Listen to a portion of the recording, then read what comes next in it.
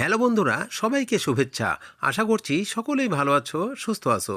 তোমার মোবাইল থেকে হারিয়ে যাওয়া বা ডিলিট হয়ে যাওয়া ফটো, ভিডিও, ডকুমেন্টসগুলো আবারও ফিরে পাচ্ছ খুব সহজেই। হতে পারে সেগুলো অনেক আগের, 2 বছর, 5 বছর বা 10 বছর। তো পুরোনো দিনের সেই স্মৃতিগুলো আবারও কিভাবে ফিরিয়ে আনবা সেটাই দেখাতে চলেছি এই ভিডিওতে।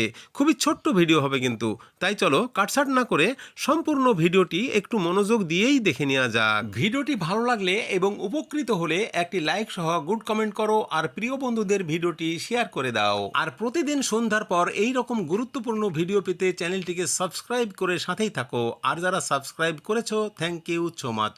তো বন্ধুরা, 5 বছর বা 10 বছর আগের হারিয়ে যাওয়া ছবি বা ডিলিট করা ছবি যদি আবারও ফিরে পেতে চাও, তাহলে তোমাদের মোবাইলের একটি ছোট্ট অ্যাপ্লিকেশনের প্রয়োজন হবে। তো চলো আমরা মোবাইলে একটি ছোট্ট অ্যাপ্লিকেশান খুঁজে নিই। তো আমরা কোথায় পাবো? তার জন্য আমাদের গুগল প্লে স্টোরে যেতে হবে। তো গুগল প্লে স্টোরে আমরা টাচ করে দিলাম। এবার সার্চ বারে টাচ দিয়ে এখানে আমরা লিখব ডিস্ক ডিগার। ডিস্ক ডিগার লিখে সার্চ করে দিব। ডিস্ক ডিগার লিখে সার্চ করে দিলেই কিন্তু এই অ্যাপ্লিকেশানটি এখানে চলে আসবে। এই যে দেখতে পাচ্ছ এই অ্যাপ্লিকেশানটা তোমরা ইনস্টলে ক্লিক দিয়ে ইনস্টল করে নিবা।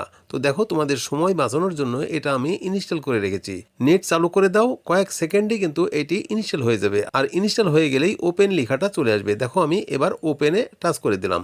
যখন ওপেনে টাচ করে দিলাম, দেখো পরের পাতাটি কিন্তু এইভাবে চলে আসবে।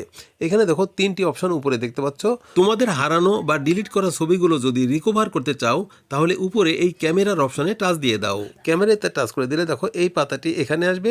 দেখো উপরে লেখা আছে অ্যালাউ অ্যাক্সেস। এই অ্যালাউ অ্যাক্সেসে টাচ করে দিব। যখনই অ্যালাউ অ্যাক্সেসে টাচ করে দিব, তখন দেখো এখানে এটা অন করতে বলছে। এটা আমরা অন করে দিব। দেখো লেখা আছে, দেখতেই পাচ্ছ, allow access to manage all files. এখানে আমরা টাচ করে দিব। টাচ করে দিলে দেখো এটা অন হয়ে গেছে। এবার আমরা ব্যাক বাটনে টাচ দিয়ে দিব। ব্যাক বাটনে টাচ দিলে আবারও অ্যালাউ লেখাটা চলে আসবে। আবারও আমি অ্যালাউ করে দিব। অ্যালাউ করে দিলে সমস্ত ছবিগুলো দেখো এইভাবে দেখা যাবে। 5 বছর বা 10 বছর আগের ছবি, যত ছবি তুমি ডিলিট করেছো সব ছবিগুলো কিন্তু এখানে চলে এসছে সিরিয়াল আকারে। দেখো এগুলা সদ্য ডিলিট করে দিয়েছি, সেগুলো চলে এসছে। আর দেখো আগের ছবিগুলো, এই যে দেখো অনেক আগের ছবিগুলো কিন্তু নিচের দিকে দেখা যাচ্ছে। দেখো এটি কিন্তু যত নিচে নামাচ্ছি সবগুলোই কিন্তু দেখা যাচ্ছে স্পষ্টভাবে। তোমরা এখান থেকে যে ছবিটি ডাউনলোড করে গ্যালারিতে নিতে চাও, সেই ছবিতে তোমরা টাচ করে দাও। তো তোমরা দেখতে পাচ্ছ এখানে অনেক ছবি। আমি এখান থেকে একটা ছবি বেছে নিচ্ছি এবং সেই ছবিটাকে গ্যালারিতে নিচ্ছি। এই যে দেখো আমার নিজের ছবি, 2টি আঙ্গুল দিয়ে ইশারা করছে এই ছবিটাকে আমি গ্যালারিতে নেব। তার জন্য এই ছবিটাতে শুধু টাচ করে দিব।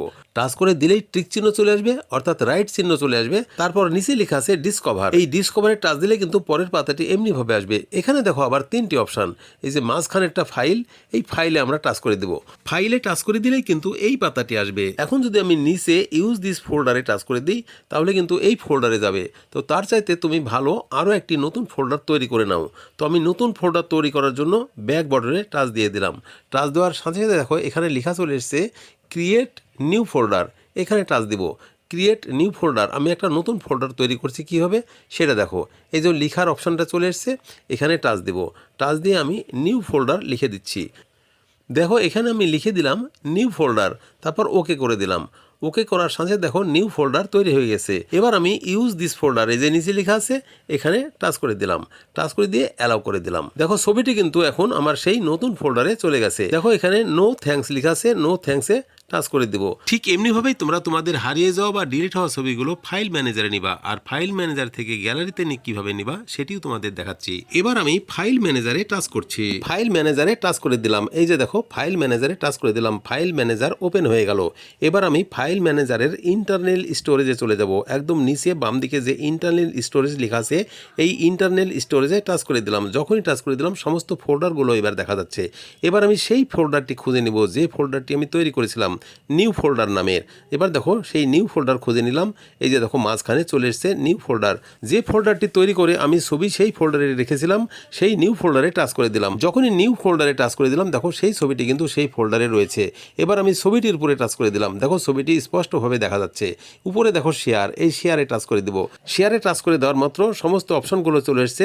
এখন আমি এই ফোল্ডারের যে কোনো অপশানেই সেই ছবিটি রাখবো। তো আমি যেহেতু গ্যালারিতে রাখবো, তাই গ্যালারিতে টাচ করে দিলাম। গ্যালারিতে টাচ করার পর দেখো সেই ছবিটি গ্যালারিতে, যে জিমেলের মাধ্যমে এই ফাইলটি তৈরি করেছিলাম সেই জিমেলটিও কিন্তু দেখা যাচ্ছে। তো উপরে ছবি, মাঝখানে জিমেল, একদম নিচে দেখো লেখা আছে আপলোড। একদম নিচে ডান দিকে আপলোড, এই আপলোডে টাচ করে দিলেই ছবিটি আমার গ্যালারিতে চলে যাবে। তো দেখো এই ছবিটি কিন্তু আমার সরাসরি গ্যালারিতে চলে গেল। আপলোড গ্যালারি নিচে দেখতে পেলে। এবার চলো আমরা সেই গ্যালারিতে যাই। দেখো গ্যালারিতে টাচ করে দিলাম, তারপর দেখো ছবিটিতে টাচ করে দিলাম। ছবিটিতে টাচ করে দিলেই সেই ছবিটি এখানে চলে এসছে, আমার গ্যালারিতে চলে এসছে। আশা করি তোমরা পরিষ্কার বুঝতে পেরেছো A to Z। এইভাবেই তোমরা তোমাদের হারানো ছবি, 5 বছরের 10 বছরের আগের ছবি ফিরিয়ে আনতে পারবা এমনিভাবে। আশা করি তোমরা পরিষ্কার বুঝতে পেরেছো A to Z। এই ভিডিওটি কিন্তু তোমাদের জন্য একটা স্পেশাল ভিডিও হয়েছে, খুবই ভালো লেগেছে আর বিশেষভাবে উপকৃতও হয়েছে বটে।